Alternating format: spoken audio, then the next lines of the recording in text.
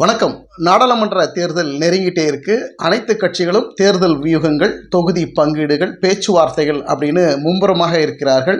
இந்த நிலையில் பார்த்தீங்கன்னா திமுக, அதிமுக தொகுதி பங்கீடுகளும் யார் யாருடன் கூட்டணி வைப்பது அப்படின்னு பேச்சுவார்த்தைகளில் இறங்கியிருக்கிறாங்க. தீவிரமான செயல்களில் ஈடுபட்டுருக்காங்க. திமுக பார்த்தீங்கன்னா உத்தேச பட்டியல் அப்படின்னு ஒரு பட்டியலை வெளியிட்டிருக்கிறாங்க. மக்கள் நீதி மையத்தினோடும் பேச்சுவார்த்தையில் ஈடுபட்டிருப்பதாக தகவல் வெளியாகிருக்கிறது. மக்கள் நீதி மையம் ஏற்கனவே தேர்தலில் போட்டியிட்ட போது டார்ச் லைட் சின்னத்தில் அவர் போட்டியிட்டார். மக்கள் நீதி மைய கட்சியினுடைய தலைவர் கமலஹாசன் அவர்கள் பார்த்தீங்கன்னா டார்ச் லைட் சின்னத்தில் போட்டியிட்டார். அதே போல் இந்த நாடாளுமன்ற தேர்தலையும் டார்ச் லைட் சின்னத்தில் தான் நான் போட்டியிடுவேன் அப்படின்னு அவருடைய விருப்பத்தை சொல்லியிருக்கிறாரு. ஏன்னா திமுக கட்சி சார்ந்து திமுகனுடைய சின்னத்தில் நின்னாக்கா நான் திமுகனுடைய உறுப்பினருங்கிற அடிப்படையில் ஆயிடும். அதனால் நான் மக்கள் நீதி மைய கட்சிக்கு கிடைத்த டார்ச் லைட் சின்னத்தையே நான் நிற்கிறேன் அப்படின்னு அவருடைய விருப்பத்தை வேண்டுகோளாக வச்சிருக்கிறாரு. அது நிறைவேறுமா அப்படின்னு பொறுத்திருந்து பார்க்கணும்.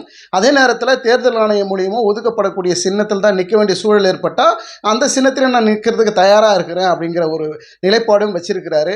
திமுகவுடன் 2 சீட்டை கேட்டிருக்கிறாரு. அந்த 2 சீட்டில் ஒரு சீட்டு கமலஹாசன் நிற்பதாகவும் இன்னொரு சீட்டு யாருக்காவது அவர் கட்சி சார்ந்தவர்களுக்கு வாய்ப்பு கொடுப்பாரு.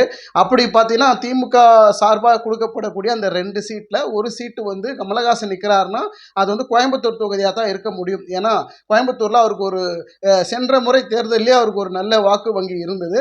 அது அந்த வெற்றி கை நழுவி போயிருக்குது. அதனால் இந்த முறையும் கமலஹாசனுக்கு 2 சீட்டு கிடைத்து அதில் ஒரு சீட்டு கோயம்புத்தூரில் நின்னார்னா அவர் வெற்றி பெறுவதற்கு வாய்ப்பு இருக்கும் அப்படிங்கிற ஒரு நம்பிக்கையில் கமலஹாசன் அங்கே நிற்கிறதுக்கு வாய்ப்புகள் இருப்பதாக சொல்லப்படுகிறது. இன்னொரு சீட்டு யாருக்காக கட்சியில் கொடுப்பாரு அப்படிங்கிறது நம்ம பொறுத்திருந்தான் பார்க்கணும். அதே வேளையில் மக்கள் நீதி மையம் கட்சி சார்பாக டார்ச் லைட் சின்னத்தில் அவர் நிற்கணும் அப்படின்னா ஏற்கனவே டார்ச் லைட் சின்னம்னா கமலஹாசன் அப்படிங்கிற ஒரு அடையாளத்தில் இருப்பதனால் அந்த சின்னத்தை கேட்குறாரு. சப்போஸ் தேர்தல் ஆணையம் அந்த சின்னத்தை ஒதுக்காம வேற ஒரு சின்னம் ஒதுக்க பட்சத்தில் அந்த சின்னத்தில் தான் நிற்கணும், வேற வழி கிடையாது. ஸோ இந்த நிலை கமலஹாசன் இருக்கும்.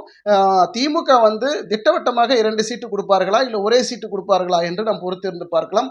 அதே போல் இந்த நாடாளுமன்ற தேர்தலில் மக்கள் நீதி மையம் திமுகவுடன் கூட்டணி வைப்பது 100% உறுதியாக இருக்கிறது. முறையான அறிவிப்பு தான் இன்னும் வரலையே தவிர அவருடைய பேச்சுவார்த்தையில் தற்போது வந்திருக்கக்கூடிய புதிய செய்திகள் மூலிமா திமுகவுடன் மக்கள் நீதி மைய கட்சி கூட்டணிக்கு செல்வதற்கு தயார் நிலையில் இருக்கிறாங்க. அதுக்குண்டான பேச்சுவார்த்தை முடிந்திருப்பதாக தகவல் வெளியாகிருக்கிறது. கமலஹாசனும் திமுகவுடன் கூட்டணி தான் வைக்கணும்னு தான் ஒத்த காலில் நிற்கிறாரு. அதனால் திமுகவுடன் இணைந்து இந்த தேர்தலை கமலஹாசன் அவர்கள் சந்திக்கிறார். 2 சீட்டு கொடுத்தால் அந்த ஒரு சீட்டில் இவர் ஜெயிப்பாரா இல்லை என்ன நடக்கும் அப்படிங்கிறத நம்ம பொறுத்திருந்து பார்க்கலாம். நன்றி, வணக்கம்.